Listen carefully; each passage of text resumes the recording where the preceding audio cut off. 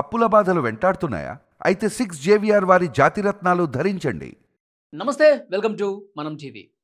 మాజీ ముఖ్యమంత్రి వైసీపీ అధినేత వైఎస్ జగన్మోహన్ రెడ్డి గారు ఈరోజు నర్సీపట్నం నిర్మాణ దశలో ఉన్నటువంటి మెడికల్ కాలేజీ సందర్శనకు వెళ్తా ఉన్నారు. ఎందుకంటే వైఎస్ఆర్ కాంగ్రెస్ పార్టీ ఒక స్టాండ్ తీసుకుంది. మెడికల్ కాలేజీల ప్రైవేటీకరణను అడ్డుకుంటాం.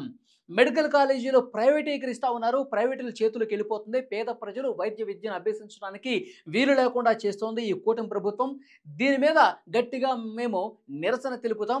రాష్ట్ర వ్యాప్తంగా కూడా 1 కోటి సంతకాల కార్యక్రమం జరుగుతుందని చెప్తున్నారు. ఈరోజు ఆయన నర్సీపట్నం వెళ్తా ఉన్నారు. యాక్చువల్గా కోర్టులో కూడా ఒక పిటిషన్ వేశారండి. కోర్టులో కూడా ఒక బిల్ వేశారు. ఏం చెప్తున్నారంటే అసలు గత ప్రభుత్వం 17 మెడికల్ కాలేజీలు ఏదైతే పరిపాలనాపరమైనటువంటి అనుమతులు కూడా ఇచ్చేసింది. వాటికి గ్రౌండ్ ప్రిపేర్ చేసేసింది. నిధులు విడుదల చేస్తే అవి పూర్తయిపోయే అవకాశం ఉంది. కానీ ప్రభుత్వం మారిన తర్వాత, కూటమి ప్రభుత్వం వచ్చిన తర్వాత దీన్ని ఒక ప్రైవేట్ ఏజెన్సీకి అప్పగిస్తూ ఉన్నారు. ప్రైవేటైజేషన్ చేసేస్తూ ఉన్నారు. ఇది పేద ప్రజలకు వైద్య విద్యను దూరం చేయటమే అని చెప్పి ఒక పిటిషన్ వేసినటువంటి పరిస్థితి కూడా ఉంది. అయితే కోర్టు దీని మీద చాలా చాలా గొప్పగా రియాక్ట్ అయిందండి. కోర్టు ఏం చెప్పిందంటే, ఇప్పుడు పూర్తిగా ప్రైవేట్ పరం కావటం లేదు కదా, ఇది ఒక ఏజెన్సీకి అప్పగిస్తూ ఉన్నారు. పీపీపీ, పబ్లిక్ ప్రైవేట్ పార్ట్నర్షిప్ కదా, ఇది ఇక్కడ 100% ప్రైవేటైజేషన్ ఏముంది, కంట్రోల్ మొత్తం ప్రభుత్వం చేతిలోనే ఉంటుంది కదా. ఇప్పుడు నిధుల కొరత ఉందనుకుంటా.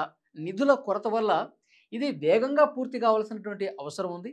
ఎందుకంటే ఎంత వేగంగా ఈ మెడికల్ కాలేజీల నిర్మాణం పూర్తయి అందులో వసతులు చేసి అందులో ప్రొఫెసర్ల నియామకం చేసి తర్వాత వైద్యానికి సంబంధించినటువంటి ఆ బెడ్ల ఏర్పాటు కావచ్చు, ఇవన్నీ కూడా త్వరితగతన చేయాలంటే ఇప్పుడు ప్రభుత్వం చేయాలంటేనేమో వేల కోట్ల రూపాయలతో సంబంధం ఉన్నటువంటి విషయం.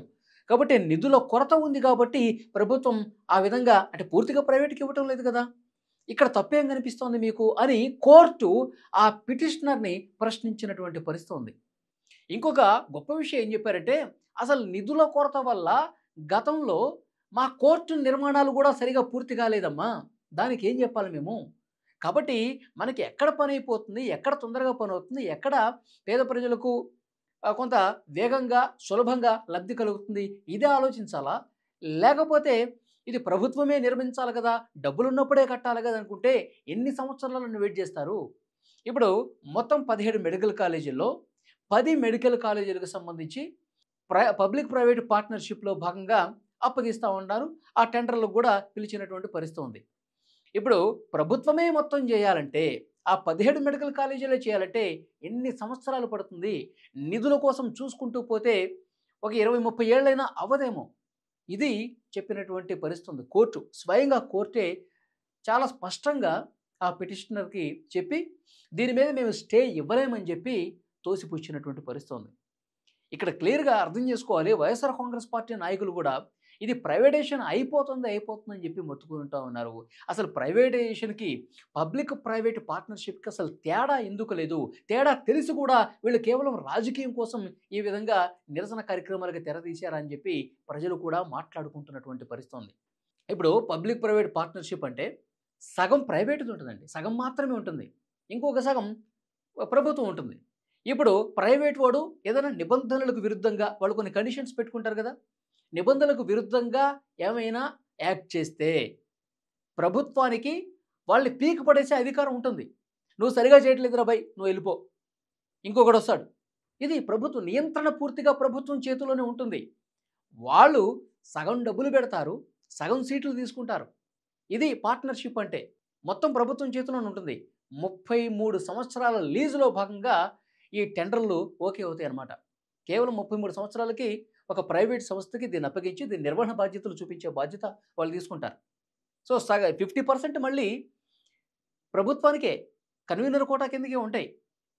తర్వాత మళ్ళీ ఏదైతే ఈ బెడ్లు ఉంటాయో వైద్యానికి సంబంధించిన బెడ్లు, అందులో కూడా దాదాపు సగం వరకు పేదల కోసమే ఉపయోగిస్తారు. కొన్ని మాత్రమే వాళ్ళు వ్యాపారం చేసుకోవడానికి అవకాశం ఉంటుంది. ఇది పబ్లిక్ ప్రైవేట్ పార్ట్నర్షిప్ అంటే. ఇది తెలిసి కూడా పూర్తిగా ప్రైవేటైజేషన్ అయిపోతుంది, ప్రైవేట్ చేతుల్లోకి వెళ్ళిపోతుంది అని చెప్పి మాట్లాడుతున్నటువంటి పరిస్థితి ఉంది. నిజంగా కోర్టు చాలా బాగా చెప్పిందండి. ఇక్కడ మీకు ఇంకోటి చూపిస్తాను. ఇది ఇప్పుడు జగన్మోహన్ రెడ్డి గారు సందర్శించి రాజకీయం చేసి మాట్లాడాలి అనుకుంటున్నారు కదా! ఆ నర్సీపట్నం నిర్మాణ దశలో ఉన్న మెడికల్ కాలేజీకి సంబంధించినటువంటి ఫోటో ఇది. ఇక్కడికే వస్తా ఉన్నారు జగన్మోహన్ రెడ్డి గారు. మరి ఇక్కడికొచ్చినప్పుడు ఏం మాట్లాడతారు ఆయన? గతంలో ఉన్నది ఆయనే గదా! గతంలో జగన్మోహన్ రెడ్డి గారు గదా! మరి ఎందుకు పూర్తి చేయలేదు జగన్మోహన్ రెడ్డి గారు? దానికి సమాధానం చెప్పాలాయన. ఇప్పుడు 2022 ఆగస్టు 8వ తారీఖు ఆయన ఈ మెడికల్ కాలేజీల నిర్మాణానికి సంబంధించి పూనుకున్నారు. మరి 2024 2 సంవత్సరాలు దాదాపుగా. మరి 2 సంవత్సరాల పాటు ఎందుకు కట్టలేకపోయారు? ఎందుకు?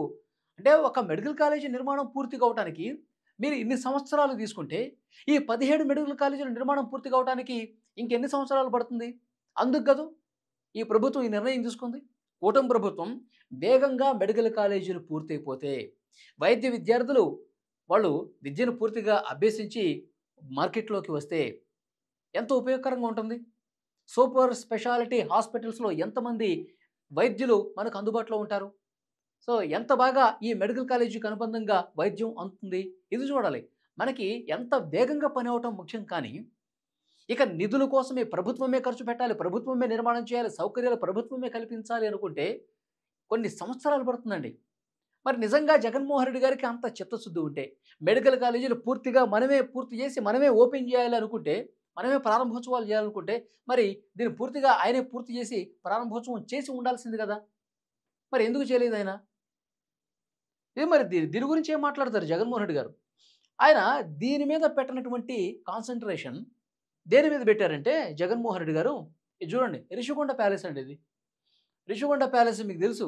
ఒక పెద్ద కొండని రిషికొండని తొలిచేసి, కొండని పిండి చేసి, అక్కడ ఆల్రెడీ ఉన్నటువంటి ఒక హరిత ప్లాజాను కూడా పూర్తిగా ధ్వంసం చేసేసి, ఈ విధంగా సకల వైభోగాలతో, హంగులతో, అంతర్జాతీయ హంగులతో నిర్మించుకున్నటువంటి ప్యాలెస్ ఇది. రిషికొండ ప్యాలెస్. చూసారా?